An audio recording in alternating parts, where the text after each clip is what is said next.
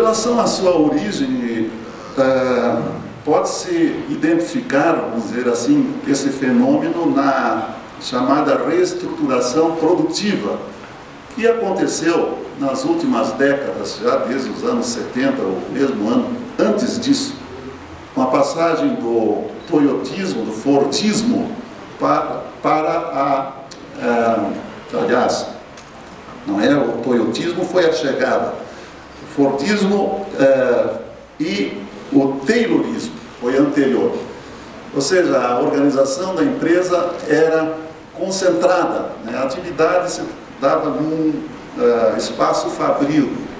E com o toyotismo passa a haver uma segmentação, uma terceirização bastante forte da atividade industrial, da atividade econômica de um modo geral. E com essa terceirização, paralelamente a ela, nós sabemos bem a precarização do trabalho. E mais, além desta mudança, vamos dizer assim, na organização da indústria ou de outras atividades, da prestação de serviço, inclusive, nós vimos a introdução de outro método de gestão do trabalho, ou seja, a adoção de metas no trabalho, a matéria a qual eu vou retornar mais adiante, né? Então, quanto a esta mudança, ela revela uma mudança de estratégia empresarial, em que o núcleo da atividade empresarial passa a ser, vamos dizer assim, a alma do negócio, né? Enquanto isso, criam-se empresas, ou fomenta-se a criação de estabelecimentos, de empresas que gravitam ao redor do empreendimento principal, né? Que cuida, o empreendimento principal cuida mais do produto final, da alma do negócio, por assim dizer, né? E passa-se a usar uma designação que é curiosa. Em vez de empregados, fala-se de colaboradores.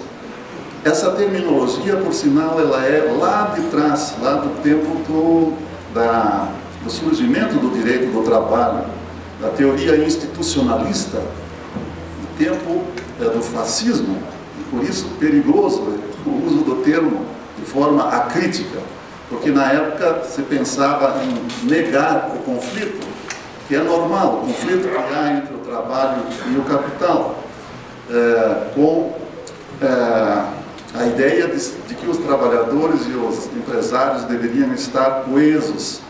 E uma ideia aí totalitária, a atuação do próprio Estado, que queria mover essas forças para alcançar fins imperialistas, né? Então, à época já se usava essa palavra, que acabou voltando ultimamente. Então, paralelamente a esta mudança de estratégia, vamos dizer assim, também se busca aumentar de forma intensiva a produtividade das empresas diante da concorrência feroz que se verifica no capitalismo. E em face disso, dessa necessidade de aumentar de forma exponencial a produtividade para permanecer no círculo de atividades econômicas, é que se introduzem outros métodos de organização da atividade dentro da empresa. Nós vivemos um período, portanto, de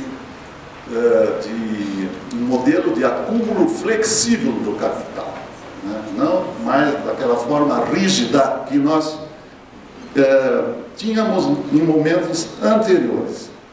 E nesse contexto que surge o chamado assédio moral organizacional, que é um pouco diverso do assédio moral que nós conhecemos de forma clássica. Eu vou fazer pequenas distinções, imagino que já tenha feito, professora, os elementos do assédio moral, vamos dizer assim, clássico ou tradicional, em que há uma figura dentro da empresa em geral o chefe ou o superior, que passa a hostilizar determinado empregado, em vista de diferenças que há entre eles, ou temor, eventualmente, que o chefe tenha em relação a essa pessoa, que essa pessoa venha ocupar o seu lugar. Aí começa a haver um assédio, uma perseguição, muitas vezes sutil, que não é passível de identificação, muitas vezes. E por isso também a dificuldade de se fazer a prova em juízo, muitas vezes, em relação a esse tipo de assédio moral, designado de assédio vertical, entre pessoas que ocupam posição hierárquica diversa dentro da empresa. Tem um assédio horizontal que pode ocorrer entre os próprios trabalhadores, né? Quando um grupo de trabalhadores elege determinada pessoa, determinado empregado e passa a hostilizá-lo em razão de opções eventualmente sexuais, outro tipo de discriminação. Isso acontece também muitas vezes. E são situações realmente que comprometem a própria saúde do sujeito, que com o passar do tempo vai perdendo a autoestima, né, e acaba se isolando, e esse é o objetivo do assediador, acaba se isolando e, no final das contas, inclusive, podendo pedir a demissão do emprego, além de, eventualmente, contrair doenças mentais, que também ocorrem por vezes, né? Mas, em relação ao assédio moral, do qual eu pretendo falar mais intensamente, dado o título da minha fala, né, o assédio moral como o título como método de gestão, eu terei que trabalhar ou falar com o assédio organizacional, né, que é um pouco diverso desse assédio tradicional, porque neste momento não há mais uma relação, vamos dizer assim, entre determinada pessoa sendo chefe e determinado empregado, porque neste momento já estamos diante de um assédio que envolve o conjunto de trabalhadores. Ainda que haja um vínculo subjetivo entre o assediador e o assediado, comparecem neste momento aspectos objetivos, uma vez que, diferentemente do assédio tradicional, em que pode a organização empresarial se omitir, não tomando providências, ou mesmo não sabendo da relação de assédio que há em escalas hierárquicas mais baixas, no assédio organizacional é o próprio empreendimento que resolve adotar isso como uma técnica de gestão, valendo-se do assédio aos trabalhadores, de modo a que se alcance a finalidade a qual eu mencionara há pouco, que é o aumento da produtividade, o aumento da produção, de sorte a que a empresa possa concorrer no mercado. Então, esse é um novo momento, né, em que aparece o assédio moral organizacional, que se insere então nesse processo diferenciado de acúmulo do capital típico das formas de gestão do período do toyotismo, em que há a pulverização, vamos dizer assim, de estabelecimentos empresariais que giram em torno do empreendimento central, né? A terceirização de seus problemas, a precarização, em que o trabalhador está fragilizado muito mais perante o seu empregador. E, por outro, as técnicas relativas ao alcance de metas, o aumento da produtividade. E em tudo isso, o que se faz sentir, né? É que a pessoa, o trabalhador, não é reconhecida como pessoa. Na realidade, ela acaba sendo vista como um objeto dentro do processo produtivo. E aqui há já um primeiro problema, né? Como é que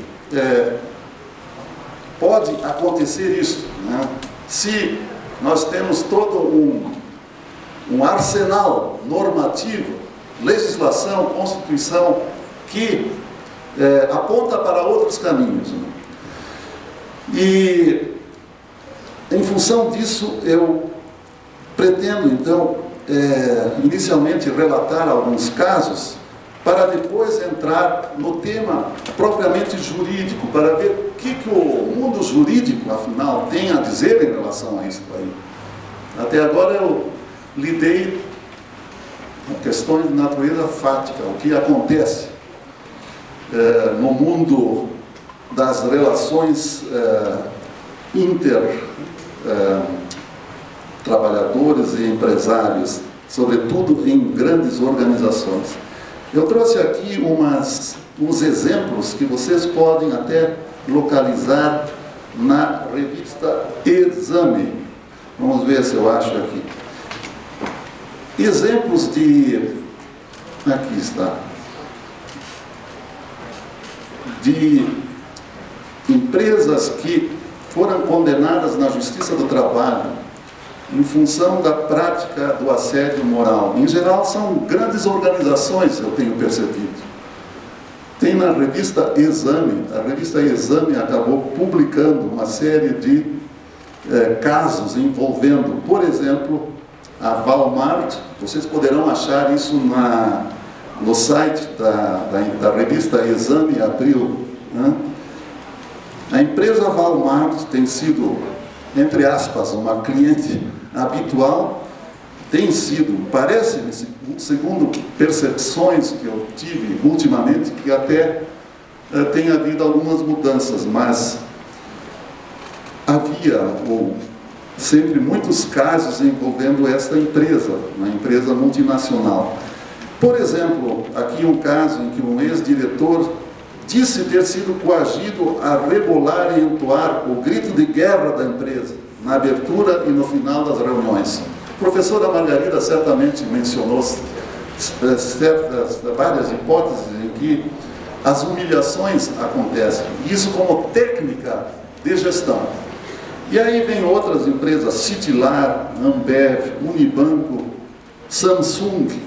São série de empresas que têm sido condenadas na Justiça do Trabalho em vista justamente da adoção de práticas de gestão envolvendo a humilhação dos trabalhadores que não alcançam, por exemplo, metas determinadas e por isso vêm a ser hostilizados cotidianamente pelo pagamento de prendas, hipóteses como essa que eu narrei, né, de ter que dançar, rebolar, ou pela prática que eu conheço nos processos, inclusive de subir numa mesa, de utilizar fraldas, e tudo que se possa imaginar. Lamentavelmente é isso que se tem verificado, ou seja, de humilhar a pessoa de forma realmente surpreendente.